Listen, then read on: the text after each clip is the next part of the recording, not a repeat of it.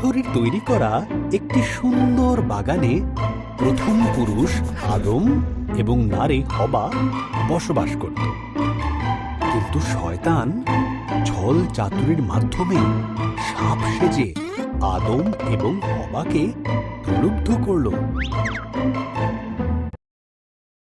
সাপ জিজ্ঞাসা করল, এইসব গাছগুলির থেকেই কি ফল খেতে ঈশ্বর তোমাদের বারণ করেছে? হবা উত্তর দিল, শুধু মাঝখানের গাছটির ফল খেতে বারণ করেছে। যদি খাই তাহলে মারা যাব। সাপ বলল, তুমি মারা যাবে না। ঈশ্বরের ওই গাছ থেকে ফল খেতে না দেওয়ার পেছনে বিশেষ কারণ আছে। যদি তুমি খাও তবে তার মতন হয়ে যাবে। তিনি যা জানেন তা তুমিও সব জানতে পারবে।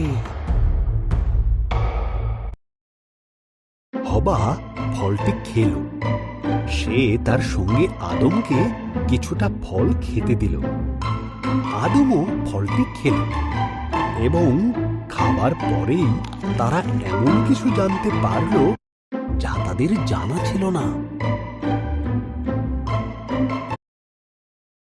একটি বিষয় তারা জানতে পারল যে তারা উলঙ্গ ছিল। তারা পাতার বস্ত্র তৈরি করে নিজেদের লজ্জা ঢাকল। তারা আগে কোনোদিন ভয় বা লজ্জা পায়নি।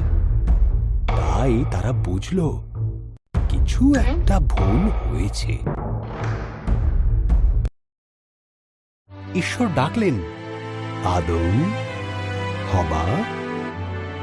আদম উত্তর দিল, আমরা লুকিয়ে আছি, আমরা উলঙ্গ। ঈশ্বর দীর্ঘশ্বাস ফেলে বললেন, তোমরা ওই গাছের থেকে ফল খেয়েছ, তাই তোমরা জানো। তখন আদম হবাকে দোষ দিল, আর হবা সাপকে দোষ দিল। ঈশ্বর বললেন, সাপ, তুমি বুকে ভর দিয়ে চলবে। এক নারীর পুত্র সন্তান তোমাকে পরাজিত করবে।